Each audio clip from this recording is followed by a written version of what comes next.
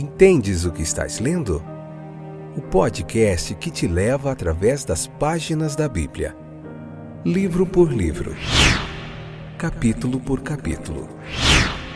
Uma exposição bíblica emocionante. Aperte os cintos e embarque comigo nesta viagem.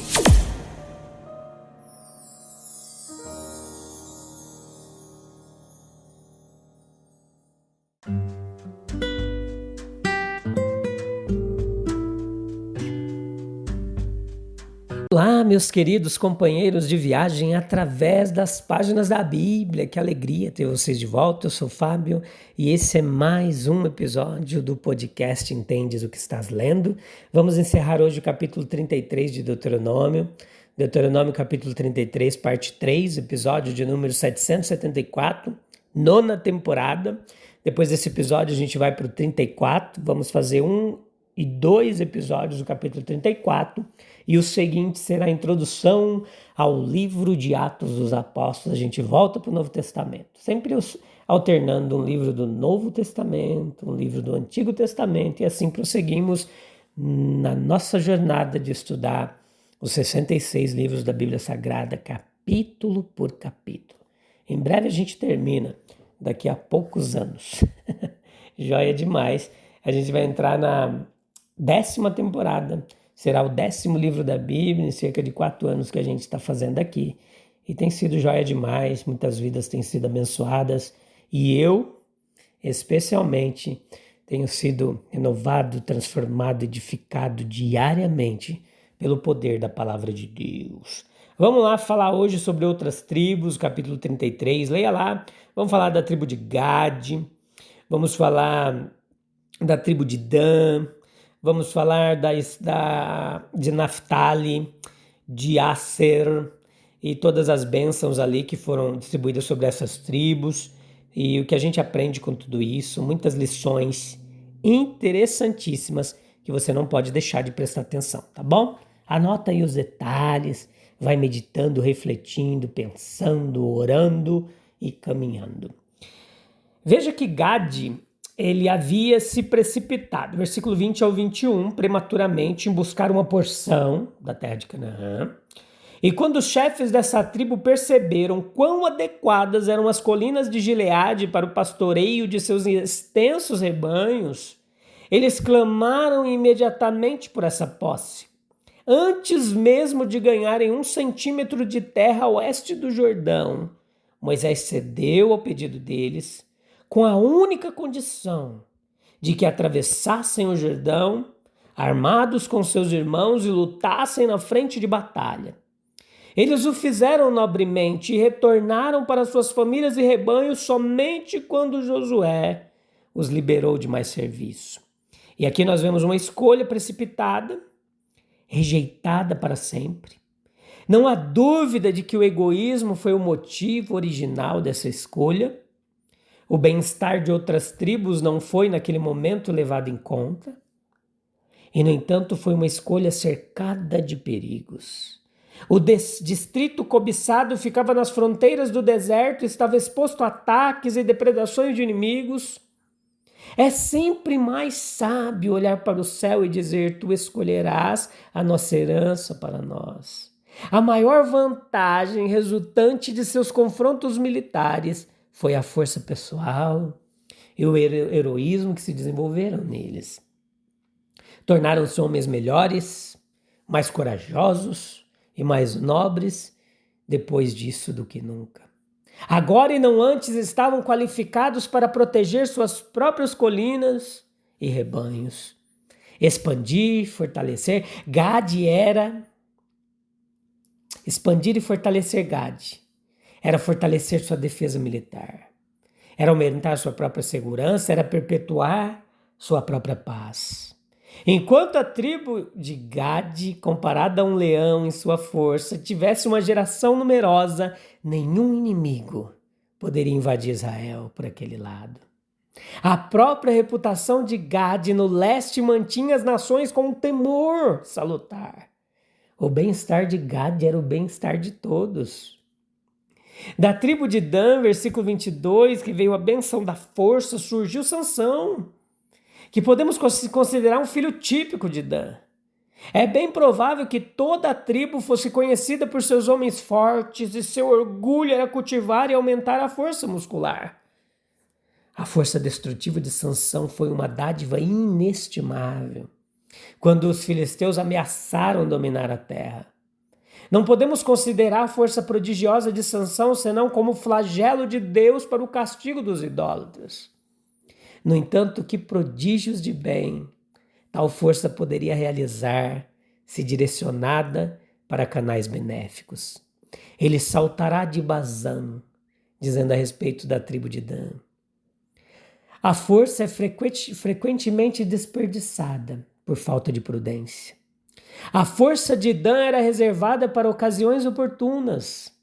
Ela se manifestava de formas surpreendentes e inesperadas.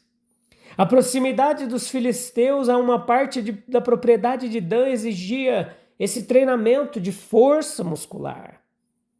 É instrutivo observar as energias latentes que residem no homem, que só se manifestam quando grandes ocasiões o exigem. A boa escolha de Naphtali, versículo 23. A posição de Naphtali ficava ao norte de Canaã.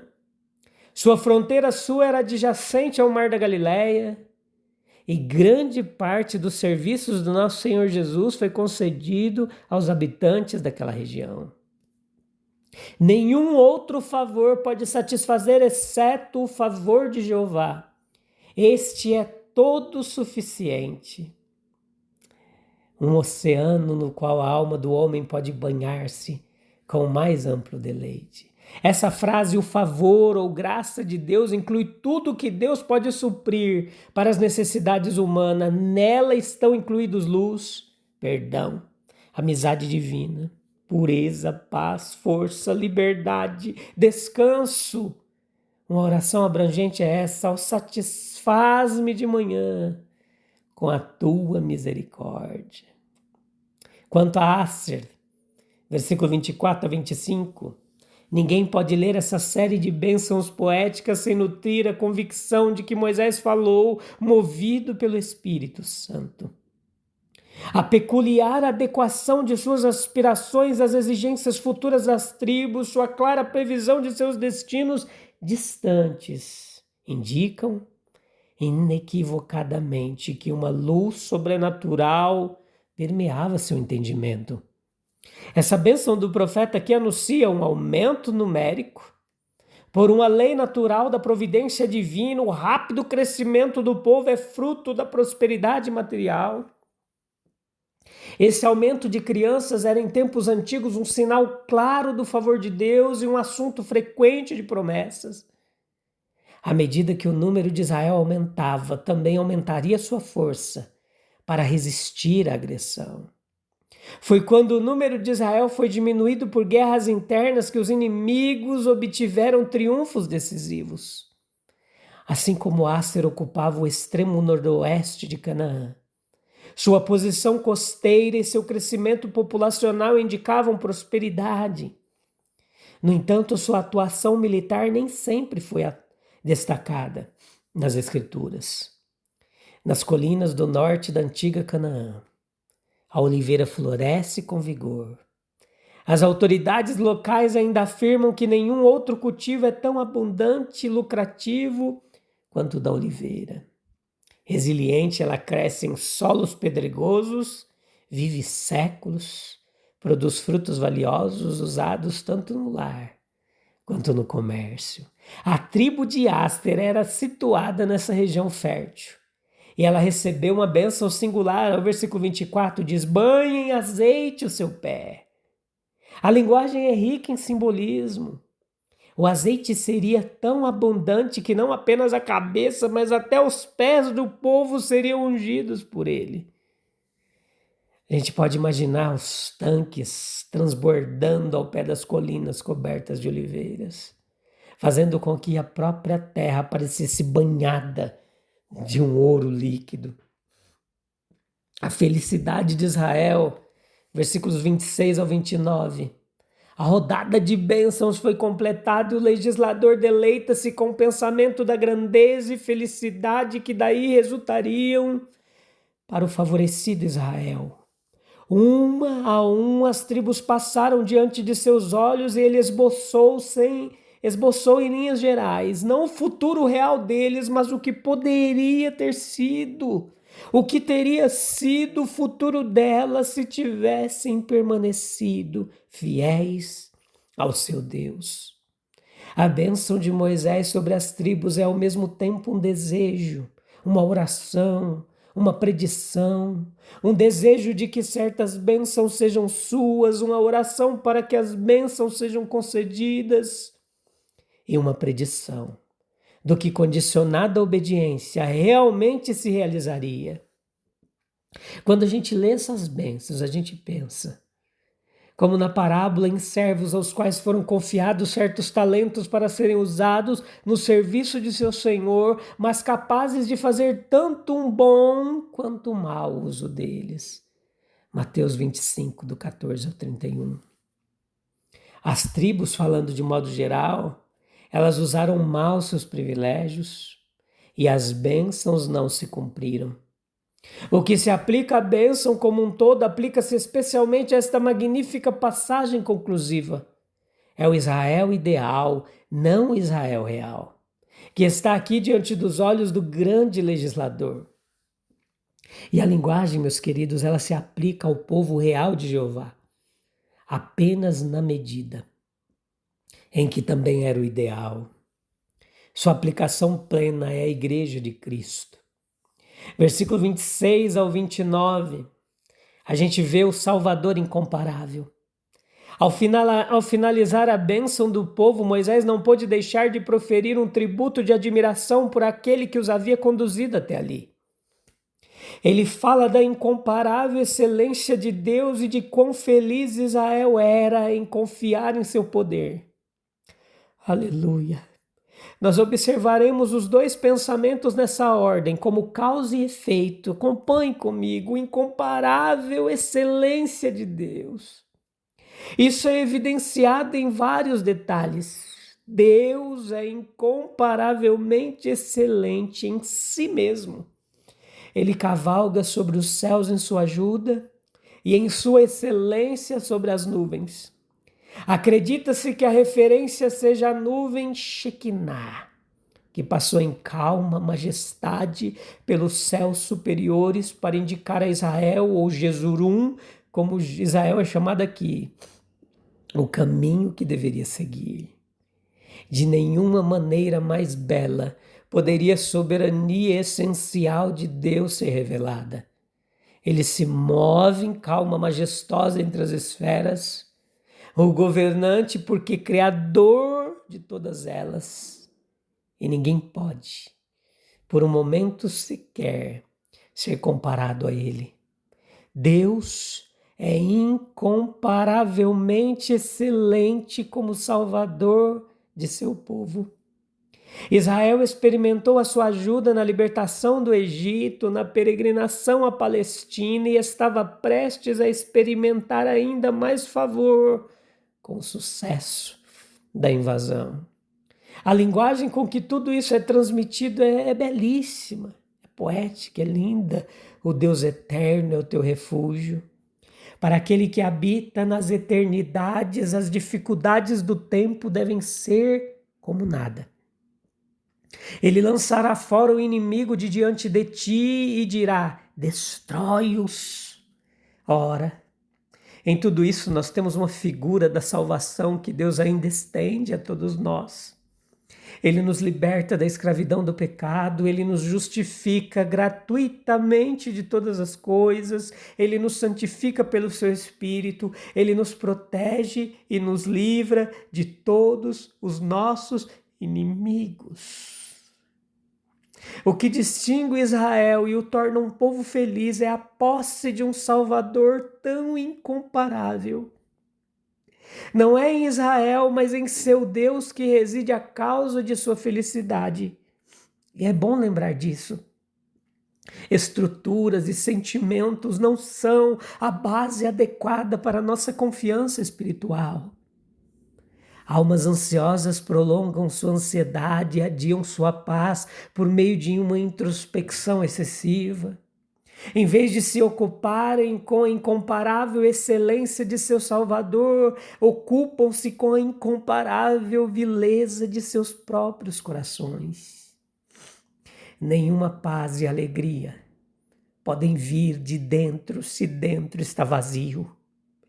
É em Jesus Cristo, mesmo ontem, hoje e eternamente, que somos chamados a confiar.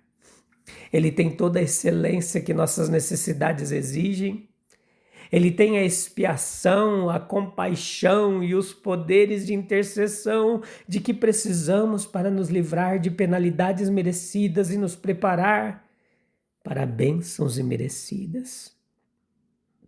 Se o próprio Deus cavalga sobre os céus para nos ajudar, o que poderia nos derrotar? Como não confiar plenamente naquele que lança fora os inimigos e satisfaz nossa alma com sua misericórdia? Oh Senhor, eterno e incomparável, refúgio dos que te buscam, ensina-nos a não escolher pela vista, mas pela fé em tua direção. Dá-nos força como a de Gade, sabedoria como a de Dan, contentamento como a de Naphtali, abundância como a de Asser. Acima de tudo, satisfaz-nos de manhã com tua misericórdia, para que nos alegremos todos os dias na excelência do nosso Salvador. Amém. Amém e amém. Oh, meu amigo, minha amiga, ouvinte, como eu gostaria que você sentisse a paz, a alegria que o Espírito de Deus dá, mesmo em meio a todas as turbulências, mesmo em meio a todas as dificuldades da vida. A gente pode se deleitar na presença do Espírito de Deus. Glória a Jesus. Glorifique o nome dele e continue caminhando, porque ele está com você, tá bom? Aleluia. Glória a Deus. Até breve a gente volta. Um abraço. Tchau, tchau.